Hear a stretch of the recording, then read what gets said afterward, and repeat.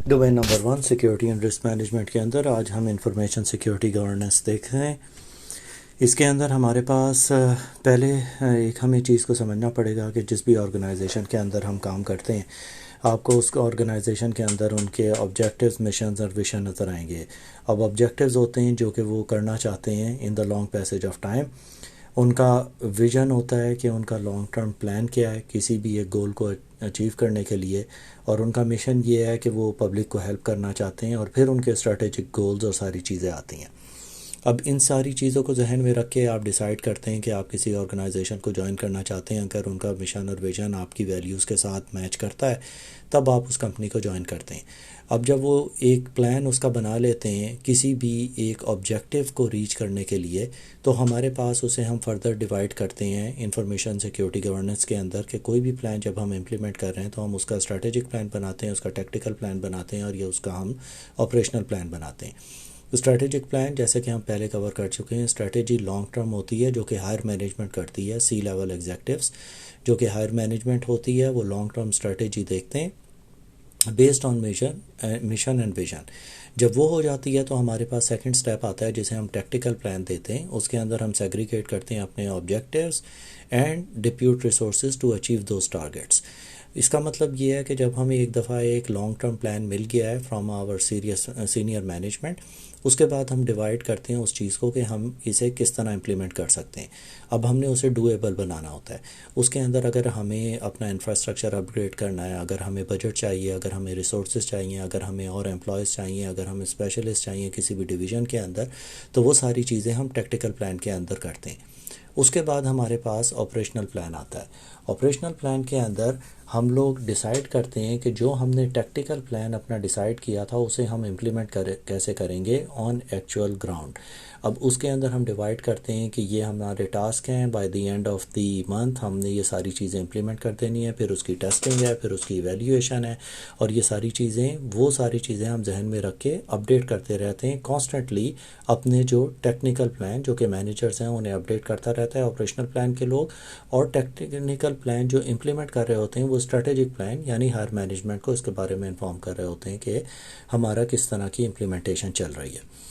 इसके बाद हम समझने की कोशिश करते हैं कि हमारे पास पॉलिसीज़ होती हैं, फिर हमारे पास स्टैंडर्ड्स होते हैं, और हमारे पास प्रोसीजर्स हैं, और फिर गाइडलाइंस हैं। इन सब के अंदर माइनर फ़र्क होता है लेकिन ये एक दूसरे से रिलेटेड होते हैं जब भी हम किसी भी चीज़ को इम्प्लीमेंट कर रहे हैं। सबसे पहले पॉलिसीज़ होती हैं formal statement of rules to abide, जो सब ने फॉलो करने हैं। अब किसी भी ऑर्गेनाइजेशन के अंदर अगर आप इंटरनेट यूज़ कर रहे हैं तो उसकी एक पॉलिसी होती है कि आप क्या कर सकते हैं, क्या आप नहीं कर सकते। इसी तरह सारी जो भी पॉलिसीज़ हैं वो डिफ़ाइंड होती हैं कि आपने ये चीज़ें करनी है, और इसके ऊपर काफ़ी एम्फेसिस होता है कि पॉलिसीज़ किस तरह डिफ़ाइन की गई हैं। अब आपके प्रोसीजर्स क्या हैं, टाइम इन टाइम आउट का टाइम क्या है, आपने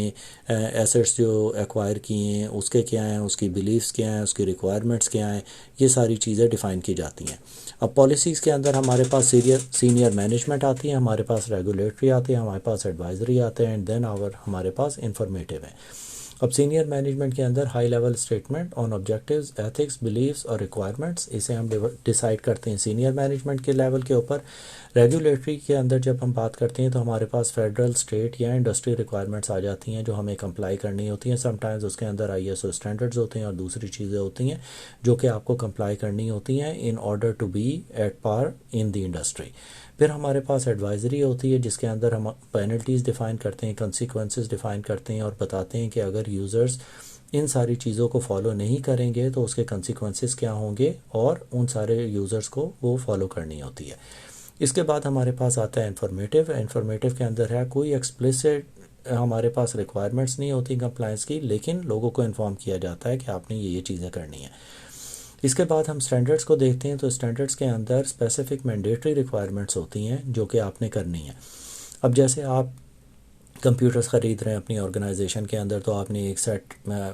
उसकी पॉलिसी निकाली है कि सारे विंडोज़ बेस्ड कंप्यूटर्स होने चाहिए। उसके अंदर हमारे पास कोर i7 हो, उनकी बेस रिक्वायरमेंट 8 GB रैम हो, उसके अंदर कोई GPU लगा हुआ हो। ये बेसलाइन रिक्वायरमेंट्स या बेसिक रिक्वायरमेंट्स होती हैं। बेसलाइन रिक्वायरमेंट्स के अंदर जब हम बात करते हैं तो उसका मतलब ये होता है कि अगर हमारे पास एक डेटा सेंटर है, उसके अंदर सर्वर्स हैं, उनकी एक बेसलाइन सर्वर कॉन्फ़िगरेशंस हैं कि ये सिक्योरिटी आपने प्रोटोकॉल्स फॉलो करनी है, इनके ऊपर फायरवॉल्स अनेबल होनी चाहिए, इनके ऊपर एंटी स्पैम, एंटी मेलवेयर, ये सारी चीज़ें डली हुई हों, तो वो बेसलाइन रिक्वायरमेंट होती हैं। अब जितने भी सर्वर आप डिप्यूट करते हैं with the passage of time on your data centre, उन सारे सर्वर्स को उन बेसिक बेसलाइन रिक्वायरमेंट्स को फॉलो करना होता है। इसके बाद हमारे पास प्रोसीजर्स आते हैं जो कि डिटेल्ड इंस्ट्रक्शंस होती हैं on implementation of policies and standards. जो भी आपने पॉलिसीज़ बनाई हैं और स्टैंडर्ड्स बनाए हैं उसके अंदर डिटेल्स इंस्ट्रक्शंस होती हैं कि आप इसे किस तरह इम्प्लीमेंट करेंगे, ये चीज़ें किस तरह चलेंगी, उसके प्रोसीजर्स क्या हैं, उसकी पॉलिसीज़ क्या हैं, और अगर आप उसे फॉलो नहीं करेंगे तो कॉन्सिक्वेंसेस क्या होते हैं। इसके बाद हमारे पास गाइडलाइंस है। गाइडलाइंस रिकमेंडेशंस होती हैं लेकिन रिक्वायरमेंट्स नहीं है। अब गाइडलाइंस अक्सर बेस्ट प्रैक्टिसेस होती हैं जो कि मार्केट में किसी भी चीज़ को इम्प्लीमेंट करने के लिए रिक्वायर्ड होती हैं, तो वो एक बेसिक इन्फॉर्मेशन प्रोवाइड कर दी जाती है कि आपने कम अज़ कम ये सारी रिक्वायरमेंट्स को आपने फॉलो करना है in order to be at par with the market standards. अब हम इसके अंदर नेक्स्ट स्टेप में देखते हैं कि पर्सनल सिक्योरिटी भी बहुत इंपॉर्टेंट होती है। जब भी हम किसी भी इंफॉर्मेशन सिक्योरिटी गवर्नेंस को फॉलो कर रहे होते हैं उसके अंदर सबसे पहले अवेयरनेस ये यूज़र्स के प्रोस्पेक्टिव से है, जो एम्प्लॉयज़ आपकी ऑर्गेनाइजेशन के अंदर हैं, कि जो भी आपने उनको नए सिस्टम्स या कोई भी चीज़ दी है वो इन टर्म्स ऑफ बिहेवियर उन एम्प्लॉयज़ की डेली एक्टिविटीज़ के अंदर शो हो रहा है कि नहीं। अब इस चीज़ को एवेल्यूएट करने के लिए हम इस तरह देखते हैं कि हम डिफरेंट ट्रेनिंग प्रोग्राम्स प्रोवाइड करते हैं और उसके अंदर हम उन्हें एक्विप करते हैं विद ए स्किल सेट कि ठीक है, आपके पास अगर ये सर्टेन एक्सपर्टीज़ नहीं है तो आपको ये चीज़ें करनी है। इसके बाद आपको इन्फॉर्मेशन होगी कि आपने अपनी बेसिक सिक्योरिटी अपनी ऑर्गेनाइजेशन की किस तरह मीट करनी है। अब उसके अंदर डिफरेंट सिक्योरिटी ड्रिल्स होती हैं कि अगर एंटी स्पैम के लिए लोगों को आपने मेलवेयर या किसी भी ईमेल्स जो कि सोशल इंजीनियरिंग अटैक्स वगैरह के अंडर आती हैं, आपने लोगों को अगर उसके बारे में ट्रेनिंग दी है तो आप स्पैम ईमेल भेज के, एक टेस्ट ईमेल भेज के लोगों को चेक करते हैं कि कितने लोगों ने उसे स्पैम डिक्लेयर किया है या उसे मार्क किया है या फ्लैग किया है या वेब मास्टर्स को इन्फॉर्म किया है, कितने लोगों ने उन ईमेल्स को खोला है, उसे पढ़ा है, उसकी अटैचमेंट्स डाउनलोड की हैं, और जिन लोगों ने की हैं जिन्होंने ट्रेनिंग के बाद भी ये मिस्टेक की है, फिर उनके लिए एक स्पेशलाइज अलग ट्रेनिंग प्रोग्राम दोबारा से डिफ़ाइन किया जाता है ताकि उन्हें कॉन्स्टेंटली चेक किया जा सके कि जो भी ट्रेनिंग उन्हें प्रोवाइड की जा रही है वेदर वो उस चीज़ को प्रैक्टिकली अपने काम में इम्प्लीमेंट कर रहे हैं कि नहीं। फर्दर इस तरह भी किया जाता है कि उनके लिए इंसेंटिव्स देते हैं कि अगर आप ये ट्रेनिंग प्रोग्राम पूरा करके सर्टेन गोल्स अचीव करते हैं या आपकी टीम सबसे टॉप आती है तो हम आपको इंसेंटिव्स देंगे, जैसे कि किसी भी कोई बीच पार्टी दे दी या उन्हें पासेस दे दिए जिम के या कोई भी इस तरह की चीज़, just to motivate the people के वो इस ट्रेनिंग को सीरियसली लें और उसके सर्टेन इंसेंटिव्स हों, उन्हें उसके बैज मिले, उन्हें उसकी अप्रिसिएशन मिले। लाजमी नहीं है कि मॉनेटरी रिक्वायरमेंट हो या कोई भी आप उन्हें फाइनेंशियली सपोर्ट करें, उसके लिए ये होता है कि एक मोटिवेशन होती है कि उन्हें बैज मिल जाते हैं कि इन्होंने ये सारी जितनी भी ट्रेनिंग्स हैं उन्हें प्रैक्टिकली इम्प्लीमेंट किया हुआ है। अब लोगों को हायरिंग करने से पहले उनके बैकग्राउंड चेक और दूसरी चीज़ें भी बाज़ों का चेक की जाती हैं, उनकी क्रेडिट हिस्ट्री, उनकी ओवरऑल सोशल मीडिया पे उनकी क्या प्रेजेंस है और सारी चीज़ें, जस्ट टू मेक श्योर कि जो एम्प्लॉयज़ आपके पास आ रहे हैं वो 100% सिक्योर हैं और उससे आपकी ऑर्गेनाइजेशन को या किसी और को किसी किस्म का नुकसान या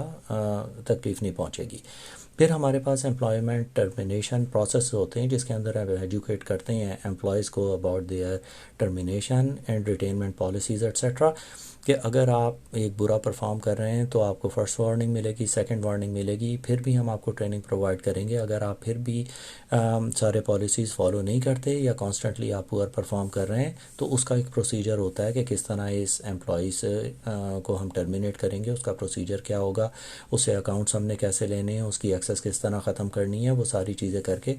अब कुछ कंपनीज़ के अंदर रिक्वायरमेंट होती है जब आप एक पर्टिकुलर इंडस्ट्री में काम कर रहे हैं, जैसे कि इंश्योरेंस इंडस्ट्री है या मेडिकल है, तो उनके सर्टेन रूल्स होते हैं कि अगर आपने फॉर एग्जांपल सप्लाई चेन से रिलेटेड किसी कंपनी में काम कर रहे हैं, अगर आप वहाँ से जॉब छोड़ते हैं तो फॉर द नेक्स्ट 5 ईयर्स आप किसी और सप्लाई चेन की कंपनी में काम नहीं कर सकते। तो जब भी एम्प्लॉय को शुरू में हायर किया जाता है उससे अंडरटेकिंग साइन करवा ली जाती है, जो कि बाद में आप उसे लीगली प्रोसीड कर सकते हैं, क्योंकि कंपेटिटर के साथ जाके आपके बिजनेस आइडियाज़ दूसरी कंपनी के साथ, सप्लाई चेन कंपनी के साथ मैच हो सकते हैं या वो आपकी प्रैक्टिसेस को अडेप्ट करके ज़्यादा बेहतर बिज़नेस या आपके बिज़नेस को नुकसान पहुंचा सकते हैं। अब इसके अंदर हमें ये भी देखना पड़ेगा कि बाज़ औक़ात हमारे साथ कंसल्टेंट्स होते हैं जो कि एक्सटर्नल एंटिटीज़ होती हैं जो कि आपकी कंपनी में आके काम करते हैं, वो 100% एम्प्लॉयज़ आपकी कंपनी के नहीं होते लेकिन वो सर्विसेज प्रोवाइड कर रहे होते हैं। उनके लिए भी आपको बेसलाइन सिक्योरिटी पॉलिसीज़ बनानी होती हैं कि अगर आपने हमारी कंपनी में आके या ये कॉन्ट्रैक्टर के लोगों ने हमारी कंपनी में आके काम करना है तो उन्हें ये बेसिक चीज़ों पे अमल करना पड़ेगा। आउटसोर्सिंग होती है कि जैसे आपकी एक कंपनी है, आपने देखा कि डेटा सेंटर बहुत चीप है और कोई ऐसी कंट्री में मैन पावर सप्लाई अवेलेबल है जो कि क्वाइट चीप है as compare to your country, तो आप अपनी सारी इन्फॉर्मेशन उस कंट्री में या डेटा सेंटर वहाँ पे बनाते हैं और लोग रिमोटली उस कंट्री में बैठ के आपकी होम बेस कंट्री को कस्टमर सर्विस प्रोवाइड कर रहे होते हैं। जैसे most of the IT services जो कंपनीज़ हैं वो बेस्ड हैं इन डिफरेंट चीपर कंट्रीज़, वो वहाँ से आपको आईटी सपोर्ट रिमोटली प्रोवाइड करते हैं। अब उन्हें भी बताया जाता है कि डेटा स्टैंडर्ड प्रोटेक्शन क्या है और उसे मॉनिटर किया जाता है कि जो भी इंफॉर्मेशन आपके कस्टमर्स की उनके पास जा रही है वो 100% सिक्योर है और वो वहाँ से किसी भी तरह लीक आउट नहीं होगी। तो ये हमारी बेसिक रिक्वायरमेंट्स थी या information on security governance. Thank you very much.